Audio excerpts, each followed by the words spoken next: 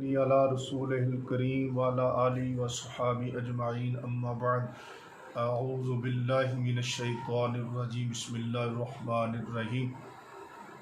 قال اللہ تعالی فی القرآن المجید والفرقان الحمید انما ولیکم اللہ ورسولہ والذین آمنوا الذین یقیمون الصلاة ویؤتون الزکاة وهم راکعون صدق اللہ مولانا العظیم۔ الصلاۃ والسلام علیک یا سیدی یا رسول اللہ، الصلاۃ والسلام علیک یا سیدی یا حبیب اللہ وعلی آلک وصحابک یا سیدی یا حبیبی یا خاتم النبیین۔ حمد و صلات کے بعد حضرات گرامی قدر، استعانت و استمداد کے موضوع پر آپ پہلے دو کلپ سماعت فرما چکے ہیں۔ اللہ کے محبوب بندوں سے مدد مانگنے کے موضوع پر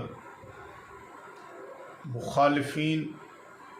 جو آیات بینات میں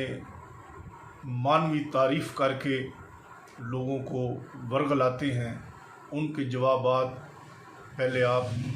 سماعت فرما چکے ہیں۔ بنیادی طور پر ایک بات ذہن نشین فرمائیں، اہل سنت و جماعت کا ہمارا یہ عقیدہ ہے کہ حقیقی مددگار ذاتی مستقل بسات یہ صرف اللہ تبارک و تعالیٰ کی ذات اقدس ہے۔ مدد قریب والے کی ہو، دور والے کی ہو، زندہ کی ہو، فوت شدہ کی ہو، ما فوق الاسباب ہو یا ما تحت الاسباب ہو، سبھی کی مدد حقیقت میں اللہ رب العزت وحدہ لا شریک کی طرف سے ہی مدد ہے، باقی سب اللہ کے بنائے ہوئے وسائل اور اسباب ہیں۔ یہ لوگ انبیاء علیہ السلام، اولیاء کرام، صالحین کی مدد کے جو بنکر ہیں، وہ اپنی طرف سے کھڑنتو مسئلہ بنا کر کبھی ما فوق الاسباب کی قید لگاتے ہیں، کبھی دور کی قید لگاتے ہیں، کبھی بعد از وصال کی قید لگاتے ہیں۔ کہتے ہیں قریب والے کی مدد جائز ہے، دور والے کی جائز نہیں، زندہ کی جائز ہے، فوت شدہ کی جائز نہیں، ما تحت الاسباب جائز ہے، ما فوق الاسباب جائز نہیں۔ یہ سب ان لوگوں کی اپنی کھڑنتو باتیں ہیں۔ مرزا اینڈ کمپنی اور ان کے جو باقی ہم خیال لوگ ہیں، یہ سب ان کی اپنی کھڑنتو باتیں ہیں، قرآن و حدیث سے ان کا کوئی تعلق نہیں ہے۔ میرا مرزا انجینئر کو اور اس کی ہم خیال لوگوں کو میرا چیلنج ہے کہ سارے مل کے اکٹھے ہو کے قرآن مجید سے ایک آیت یا ذخیرہ حدیث سے ایک حدیث صحیح مرفوع یہ پیش کریں کہ جس میں اللہ تبارک و تعالیٰ نے یا نبی پاک علیہ الصلوۃ والسلام نے اس فرق کو بیان فرمایا ہو کہ قریب والے کی مدد جائز ہے اور دور والے کی جائز نہیں، زندہ کی جائز ہے، فوت شدہ کی جائز نہیں، ما تحت الاسباب جائز ہے، ما فوق الاسباب جائز نہیں۔ اس فرق پر ایک آیت قرآن کی یہ پیش کر دیں، لیکن نہیں کر سکتے کیونکہ یہ ان کا کھڑنتو مسئلہ ہے۔ ایک بات یاد رکھیں، جو شرک ہوتا ہے وہ ہر حال میں شرک ہوتا ہے اور ہر ایک کے حق میں شرک ہوتا ہے۔ مثال کے طور پر اللہ کے بغیر کسی کی عبادت کرنا یہ شرک ہے۔ اب چاہے زندہ کی کریں کسی کی اللہ کے سوا تب بھی شرک ہے، فوت شدہ کی کریں تب بھی شرک ہے، قریب والے کی کریں تب بھی شرک ہے، دور والے کی کریں تب بھی شرک ہے۔ تو شرک ہر حال میں شرک ہوتا ہے، اور جو چیز قریب شرک نہیں وہ دور بھی شرک نہیں، اور جو زندہ کے ساتھ معاملہ شرک نہیں وہ فوت شدہ کے ساتھ بھی معاملہ شرک نہیں۔ تو جو چیز شرک ہوتی ہے وہ ہر حال میں شرک ہوتی ہے۔ تو اگر اللہ کے مقبول بندوں سے بعد از وصال مدد مانگنا بطور وسیلہ اگر یہ شرک ہوتا تو دنیا ظاہری ان کی ظاہری آیات میں بھی ان سے مدد مانگنا شرک ہوتا، کیونکہ شرک ہر حال میں شرک ہوتا ہے۔ تو جب یہ لوگ خود بھی اس بات کو مانتے ہیں کہ زندہ کی مدد اور قریب والے کی مدد جائز ہے، تو جب یہ خود بھی اس بات کو مانتے ہیں تو پھر انہیں اس بات کا ماننا بھی لازم ہے کہ دور والے کی مدد بھی شرک نہیں، کیونکہ اگر یہ بات شرک ہوتی تو قریب والے کی مدد بھی شرک ہوتی۔ اگر فوت شدہ سے استعانت بطور وسیلہ شرک ہوتی تو ظاہری حیات میں بھی اس سے استعانت شرک ہوتی۔ یہ لوگ من مرضی کے معنی کر کے لوگوں کو ورغلاتے ہیں، اور حقیقت یہ ہے کہ ان کے پاس اس موضوع پر قرآن مجید کی ایک آیت بھی نہیں ہے، نہ ہی کوئی صحیح حدیث موجود۔ الحمدللہ اہل سنت کے پاس تو کثیر تعداد میں اس کے دلائل موجود ہیں۔ ان میں سے ایک حدیث آپ کی خدمت میں حاضر ہے۔ اس حدیث کو امام طبرانی نے معجم کبیر میں جلد 9 اور صفحہ 31 پر، اور امام طبرانی نے اسی کو اپنی معجم الصغیر میں بھی بیان فرمایا، اور امام بہقی نے دلائل النبوہ جلد 6 صفحہ 167 میں اس حدیث کو بیان کیا، اور امام سبکی رحمۃ اللہ نے شفاء السقام صفحہ نمبر 139 پر اس کو بیان کیا، اور بھی کتب حدیث میں یہ حدیث موجود ہے۔ اور امام طبرانی علیہ رحمہ معجم الصغیر میں اس کو بیان کر کے فرماتے ہیں والحدیث صحیح، کہ یہ حدیث صحیح ہے۔ حضرت عثمان بن حنیف رضی اللہ تعالی عنہ آپ سے مروی ہے کہ ایک شخص کو حضرت امیر المومنین عثمان غنی ذو النورین رضی اللہ تعالیٰ عنہ سے کوئی کام تھا، آپ کثرت مشاغل کی وجہ سے اس کی طرف توجہ نہ فرماتے۔ وہ آدمی حضرت عثمان بن حنیف رضی اللہ تعالیٰ عنہ سے ملا، شکایت کی کہ امیر المومنین میری طرف توجہ نہیں کرتے۔ حضرت عثمان بن حنیف رضی اللہ تعالیٰ عنہ نے اسے فرمایا کہ مسجد میں جا، وضو کر،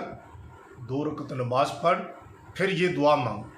اللہم انی اسألک و توجہ علیک بنبیک محمد النبی رحمہ، یا محمد انی قد توجہت بک الی ربی فی حاجت ھذہ لتقضی لی اللہم فشفع فیہ۔ یہ دعا مانگنا کہ اے اللہ میں تیری بارگاہ میں مانگتا ہوں اور تیری بارگاہ میں متوجہ ہوتا ہوں تیرے نبی محمد صلی اللہ تعالی وسلم کے وسیلے سے، اور پھر کہنا یا محمد، اے پیارے محمد صلی اللہ تعالی وسلم، پیارے محبوب، میں آپ کے وسیلے سے اللہ کی بارگاہ میں متوجہ ہوتا ہوں اور مانگتا ہوں تاکہ اللہ تعالیٰ میری اس حاجت کو پورا فرما دے۔ حضرت عثمان بن حنیف رضی اللہ تعالیٰ عنہ نے اس بندے کو یہ دعا تعلیم فرمائی۔ وہ آدمی گیا، اس نے اسی طرح عمل کیا، وضو کیا، 2 رکعت نماز پڑھی، اسی دعا کو پڑھا۔ پھر حضرت عثمان غنی رضی اللہ تعالیٰ عنہ کے پاس گیا تو آپ نے اسے اپنے پاس بٹھایا، اس کی ضرورت کو پورا کیا، فرمایا آئندہ بھی کوئی کام ہو تو مجھے بتانا۔ وہ آدمی باہر نکلا، اس کے خیال میں یہ تھا کہ شاید حضرت عثمان بن حنیف رضی اللہ تعالیٰ عنہ نے حضرت عثمان غنی رضی اللہ تعالیٰ عنہ کو میری سفارش کی ہے۔ تو اس نے کہا جی آپ کا شکریہ کہ آپ نے میری سفارش کی اور کام ہو گیا۔ حضرت عثمان بن حنیف رضی اللہ عنہ نے فرمایا اللہ کی قسم میں نے تیری کوئی سفارش نہیں کی، اصل بات یہ ہے کہ ہم نبی پاک علیہ السلام کی خدمت اقدس میں حاضر تھے، ایک نبینہ شخص آیا، اس نے کہا یا رسول اللہ مجھے بڑی مشقت ہے، میرے لیے دعا فرمائے، اللہ مجھے آنکھیں عطا فرما دے۔ تو نبی کریم علیہ السلام نے اسے فرمایا جا وضو کر، 2 رکعت نماز پڑھ، پھر یہ دعا مانگ جو میں نے آپ کو دعا سکھائی ہے۔ تو ہم حضور کی بارگاہ میں حاضر تھے، وہ بندہ گیا، اس نے اسی طرح عمل کیا، تو ابھی نہ زیادہ وقت گزرا تھا نہ ہی ہم گئے تھے،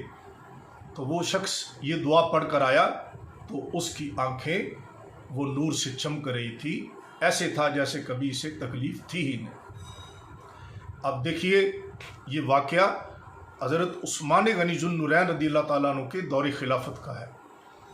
اور حضرت عثمان غنی رضی اللہ تعالیٰ عنہ کا دور خلافت یعنی حضور علیہ السلام کے وصال اقدس کے بعد حضرت امیر المومنین خلیفہ بلا فصل حضرت ابو بکر صدیق رضی اللہ عنہ کا دور خلافت گزرا، پھر امیر المومنین سیدنا عمر بن خطاب رضی اللہ تعالیٰ عنہ کا دور خلافت گزرا، اور پھر حضرت عثمان غنی رضی اللہ تعالیٰ عنہ کا دور خلافت آیا، تو اس میں یہ واقعہ پیش آیا۔ تو صحابی رسول رضی اللہ تعالیٰ عنہ نے جو نبی پاک صلی اللہ علیہ وسلم کی تعلیم فرمائی ہوئی دعا تھی، صحابی نے اس کو حضور کے نبی پاک علیہ السلام کی ظاہری حیات طیبہ کے ساتھ خاص نہیں سمجھا، بلکہ حضور کے وصال کے بعد بھی اس کو آگے تعلیم دی، اور اس میں صراحتاً حضور علیہ السلام کو ندا موجود ہے، اور وصال کے بعد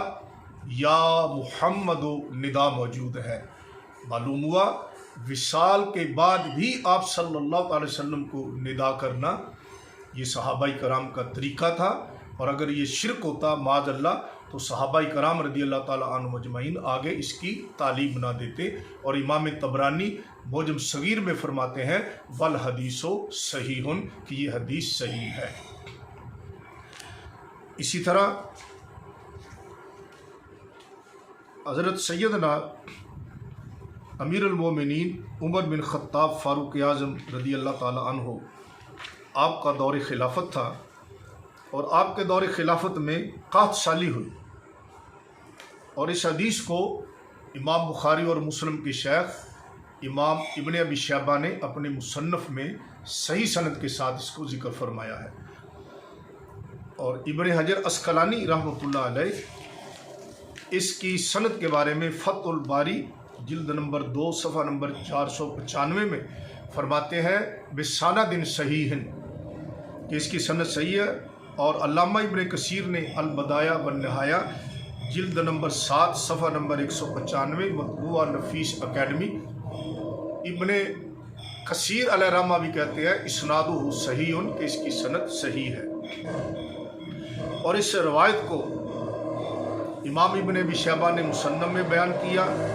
امام بہقی نے دلائل النبوہ میں بیان کیا، اور سید علی متقی نے کنز العمال میں بیان کیا، اور تاج الدین سبکی رحمۃ اللہ نے شفاء السقام میں اس کو بیان کیا، اور اس کی صحت کو برقرار رکھا کہ سیدنا عمر بن خطاب رضی اللہ تعالیٰ عنہ کے دور خلافت ہے، قحط سالی ہوئی، بارش بند ہوئی، جاء رجل الی قبر النبی صلی اللہ علیہ وسلم، ایک آدمی نبی پاک علیہ السلام کی قبر انور اطہر پر حاضر ہو۔ اور حافظ ابن حجر عسقلانی رحمۃ اللہ علیہ فتح الباری میں فرماتے ہیں کہ وہ آنے والا قبر انور پر وہ بلال بن حارث مزنی صحابی ہیں رضی اللہ تعالی عنہ۔ تو ایک آدمی حضور کی قبر انور پر حاضر ہوا اور آ کر کہا یا رسول اللہ استسقِ لأمتک فإنہم قد ہلکوا، یا رسول اللہ آپ کی امت ہلاک ہو رہی ہے، اسے پانی چاہیے، اللہ سے بارش طلب فرمائے۔ اس آدمی کو وحی پر نیند آئی، تو نبی پاک علیہ السلام کی اسے خواب میں زیارت ہوئی، حضور نے فرمایا ایت عمرہ فقر السلام، جا عمر فاروق کے پاس جا اور عمر فاروق کو میرا سلام کہہ اور کہنا کہ بارش ہو جائے۔ وہ آدمی حضرت عمر فاروق رضی اللہ تعالیٰ عنہ کے پاس حاضر ہوا اور اس نے سارا واقعہ بیان کیا۔ فبقا عمر، حضرت عمر فاروق رو دیے۔ ثم قال، کہا یا رب لا آلو الا ما عجزت عنہ، اے اللہ میں جس چیز سے عاجز آج ہوں اسی چیز سے میں رکتا ہوں۔ اب دیکھیے سند صحیح ہے، ابن حجر عسقلانی کہتے ہیں اس کی سند صحیح ہے، ابن کثیر کہتے ہیں اس کی سند صحیح ہے، اور امام سبکی رحمۃ اللہ نے بھی اس کی سند کی صحت کو برقرار رکھا۔ اور اس میں کتنی صراحت ہے کہ نبی پاک علیہ السلام کے وصال اقدس کے بعد حضور کی قبر انور اطہر پر سیدنا عمر بن خطاب رضی اللہ تعالیٰ عنہ کے دور خلافت میں مشکل کے حل کے لیے، پریشانی کے حل کے لیے، حاجت کے پورا ہونے کے لیے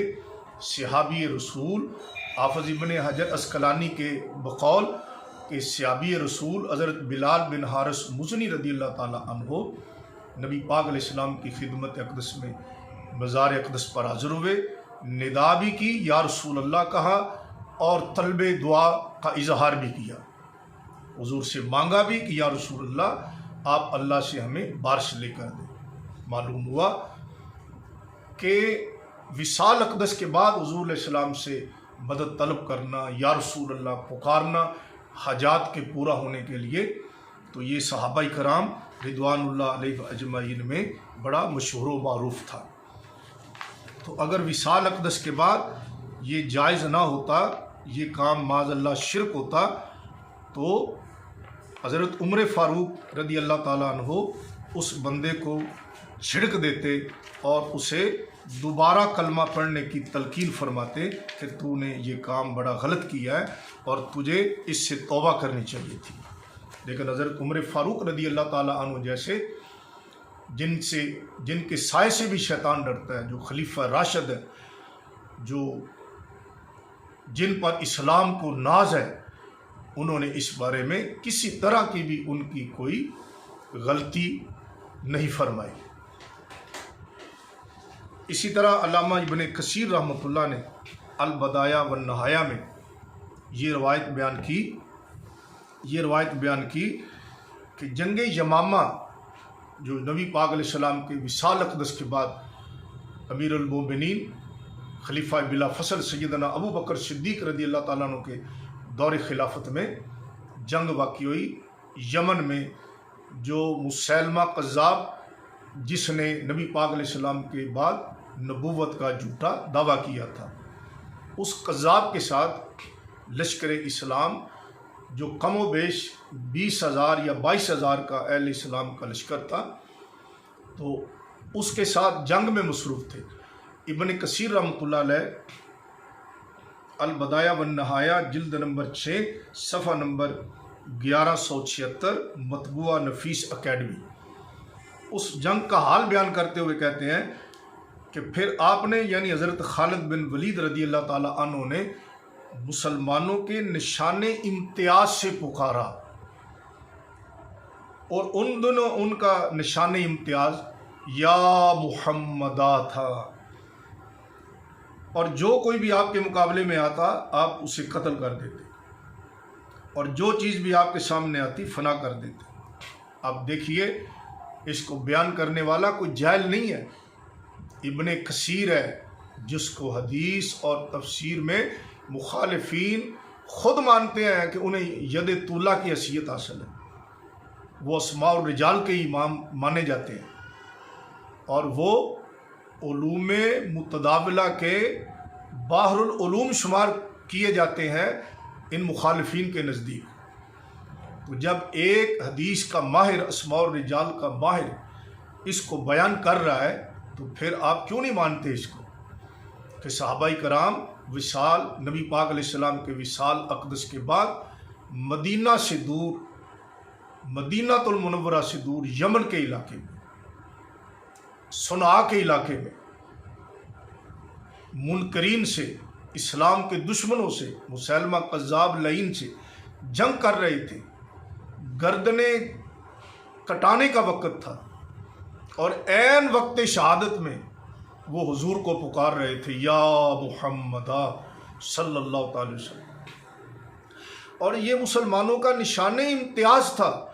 یعنی اس جنگ میں یہ پہچان یہ تھی کہ جو یہ نعرہ لگائے گا وہی مسلمان ہے، اور یہ اہل اسلام یعنی غلامان محمد مصطفیٰ صلی اللہ علیہ وسلم کی یہ پہچان ہے۔ سبحان اللہ کہ وہ نعرہ، وہ ندا جو اہل اسلام کی پہچان ہے، آج اس کو معاذ اللہ شرک و بدعت اور دلالت سے تعبیر کیا جاتا ہے۔ کہاں وہ بات اور کہاں یہ بات۔ صحابہ کرام جنہوں نے ڈائریکٹ سینہ نبوت سے فیضان حاصل کیا، قرآن، سنت، حدیث سب کچھ حضور علیہ الصلوۃ والسلام سے سیکھا، اگر یہ ندا بعد از وصال دور سے غائبانہ شرک ہوتی، معاذ اللہ بدعت و دلالت ہوتی جیسا کہ یہ گمراہ لوگ کہتے ہیں، تو میرے نبی کے 20,000 صحابہ کم و بیش بوقت شہادت اس ندا کو کیوں پکارتے، کیوں یا محمدہ کہہ کر حضور کو پکارتے، کیوں ندا کرتے؟ معلوم ہوا نبی پاک علیہ السلام کے وصال اقدس کے بعد حضور کو ندا کرنا حل مشکلات کے لیے یہ شرک و بدعت نہیں بلکہ یہ طریقہ صحابہ کرام ہے رضوان اللہ علیہ مجمعین۔ تو ناظرین گرامی قدر، یہ چند حوالہ جات آپ کی خدمت میں حاضر ہیں، انشاءاللہ کچھ حوالہ جات اس کے بعد دوسرے کلپ میں آپ کی خدمت میں پیش کروں گا۔ وآخر دعوانا الحمدللہ رب العالمین۔